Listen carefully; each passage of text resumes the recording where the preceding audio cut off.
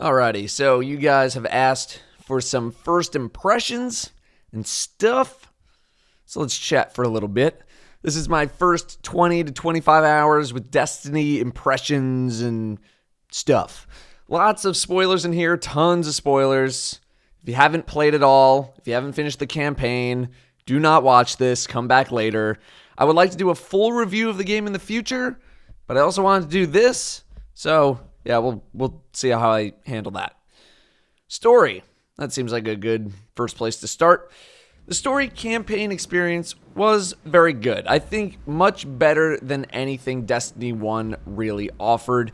Taken King comes to mind in terms of quality, but I enjoyed Destiny 2 more. The missions were longer, none of this over and done with in 5 minutes crap, at least most of the time anyway. We had some pretty fun stuff in there. We had plenty of cutscenes. We had some character development with some characters, or one of them, at least. A cohesive story. It made sense. Basically things that a story campaign in a video game should have. I did like Ghaul's character development. He was really shaped up to be this merciless, perfect killing machine, and to be fair, he seemed like he was, but throughout the story you could really see the speaker start to get to him. It wasn't enough for Ghaul to have everything that he wanted. Things needed to happen a very specific way or he was not happy. In this case, he didn't want to simply take the light, but rather he wanted to be chosen by the Traveler specifically. It wasn't good enough to just take it. This, I guess, greed is ultimately what led to his downfall later on, so good job on the character development on Ghaul, even if it was a little short-lived.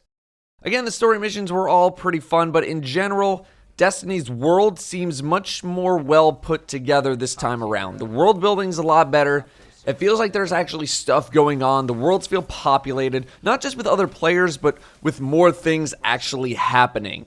The world feels like it was put together with much more care this time around. Not that they didn't care the first time, but this time, much better. But it was not perfect. The story felt sped up in the second half of the campaign, like we really moved quickly through some things. I wish we could have spent more time playing with Cayde, Zavala, and Ikora. I kind of thought that each destination would feature a subplot revolving around each character and how they're dealing with the loss of their light, a crisis they go through, or something like that. Maybe get some character development out of them. Ultimately, didn't get too much of that. You know, Ikora was basically all summed up in one story mission, although it was nice to see her realize that she's just not right 100% of the time. Otherwise, Zavala is still stoic and unwavering. Cayde is still goofy. Just was hoping to get a little more out of the experiences with them, maybe help them get their light back. Yeah, speaking of that, can we talk about that for a second? We, the player, were able to get our light back with almost no problem. Yet the 3 Vanguard leaders combined wouldn't be able to survive a trip to the Shard of the Traveler? How about an escort mission to get them over there, to power them back up? What's the issue with that? I might have been missing something in the lore of the story. I don't know, maybe there's a side quest I didn't do. But on the first playthrough, that kind of stuck out to me as being weird. Let's talk final boss. I was not too happy that we killed Ghaul in the final story mission.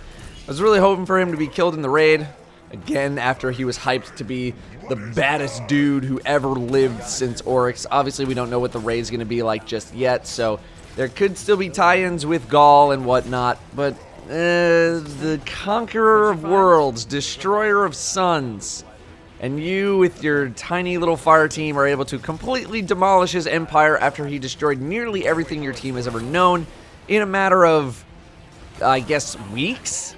But a time frame isn't really ever given besides the intro. Now granted, this sense of scale was a bit better than Rise of Iron. You had all the Vanguard, a bunch of assistance from other fighters, etc., but still not what I would call a significant amount of people compared to the massive Red Legion.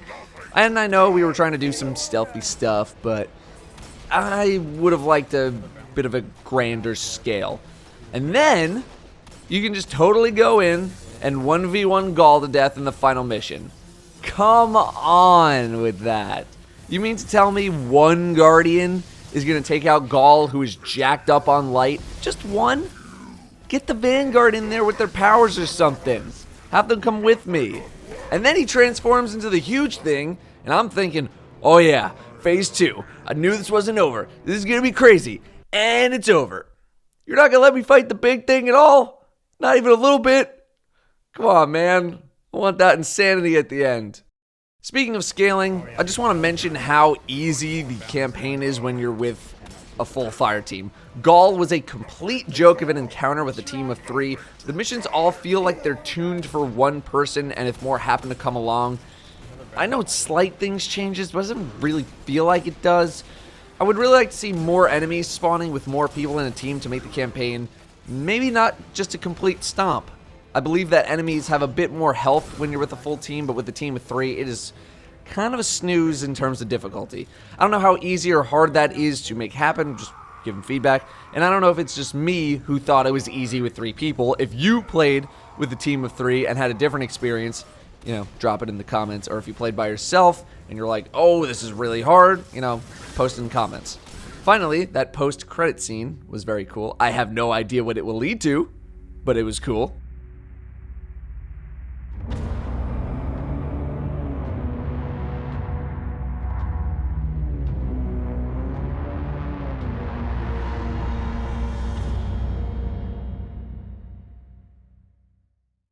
Alright, enough story stuff. Let's talk about gameplay, the grind.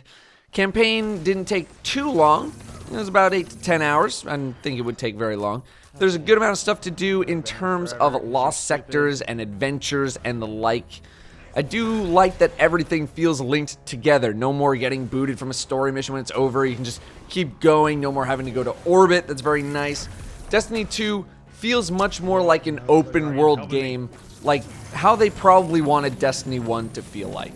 But I will say that I was kind of hoping for a Taken War situation with the post-content experience. And for those not familiar, the Taken War was the post-campaign content for the Taken King. The Taken War felt more like we were fighting as a unit to fend against the big threat, while the post-game content in Destiny 2 doesn't feel like the stakes are as high. On Titan, we're looking to stabilize the reactor so stuff doesn't blow up. That's okay. On Nessus, we're trying to learn about failsafe's past and stuff, which is alright, but I think I would have rather focused my efforts on some sort of Red Legion-based thing.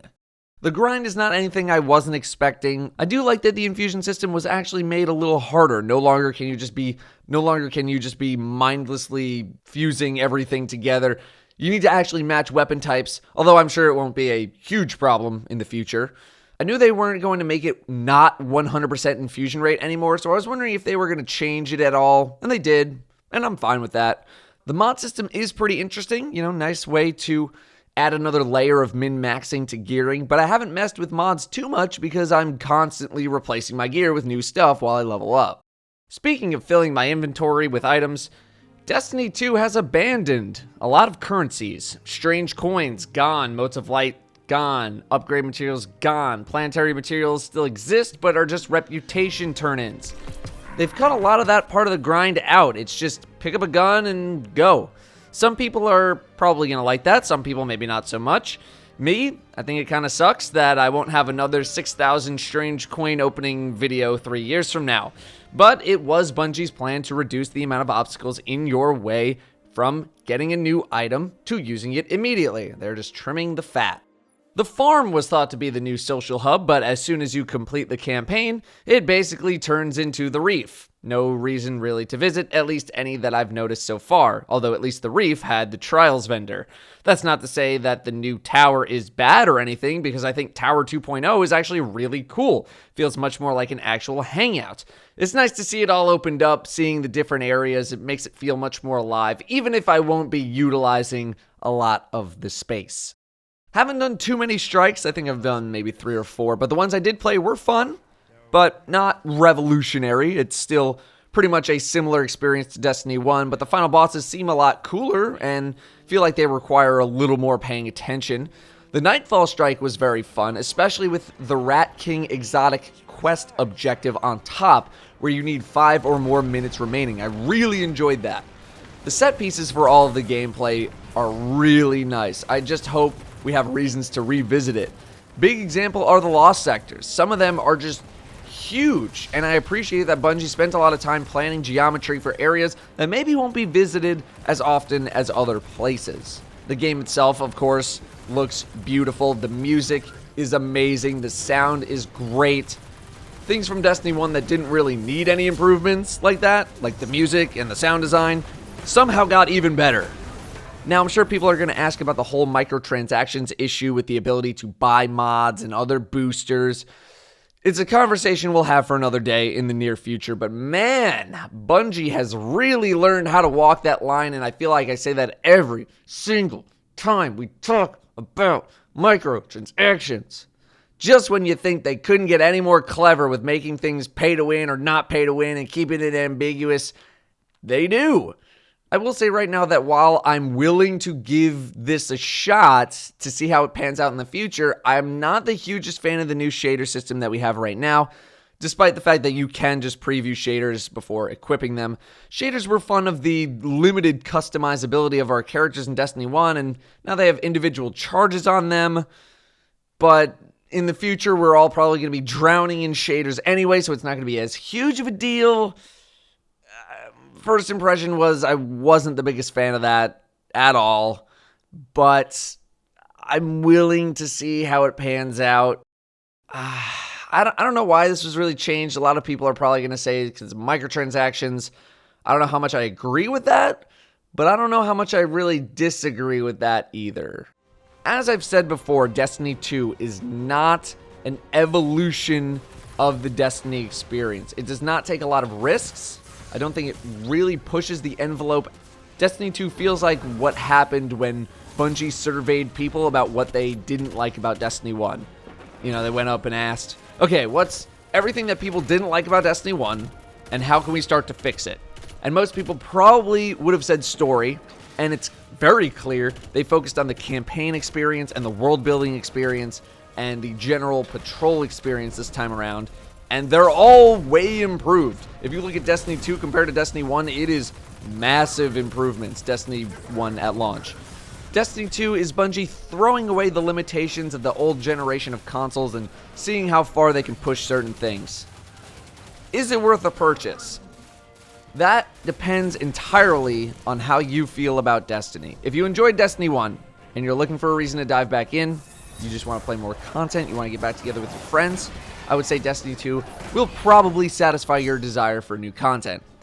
If you were hoping for more evolution of the game experience, you're not going to find sweeping gameplay changes here. There's guns. You shoot them. There's still the Fallen, Hive, Vex, Cabal. You have your story missions. You have your side missions. You have your Vanguard cohorts. You have some new characters here and there, but it didn't turn into a Korean MMO or a JRPG or an RTS. As for Destiny on YouTube, just to get a little meta here, I'm a little worried about it. Disregarding the monetization issues of YouTube recently, Destiny 2 is a game that doesn't need as much explanation as Destiny 1, or doesn't feel like it does. Everything is put into the game for you. Most things are pretty easy to comprehend right off the bat and don't require too much outside help. This is definitely by design. Bungie didn't like that people felt like they had to look up stuff in order to play their game efficiently, or at the very least play their game at all. With that in mind, that means I have less to teach. This is very worrying to me for obvious reasons, but I will keep making videos for as long as I can. And I apologize to any veteran Destiny players out there on this channel if it seems like I'm talking to you like you've never played Destiny before. I imagine there's a good amount of brand new players here at the channel, so I don't mean to sound condescending if I talk like you've never played Destiny before. I'm just trying to treat everyone like they're brand new to the game, so that means over-explaining stuff for the new players. Anyway, those are my first 20 to 25 hour Destiny 2 impressions. Thank you all very much for watching. I'll see you next time.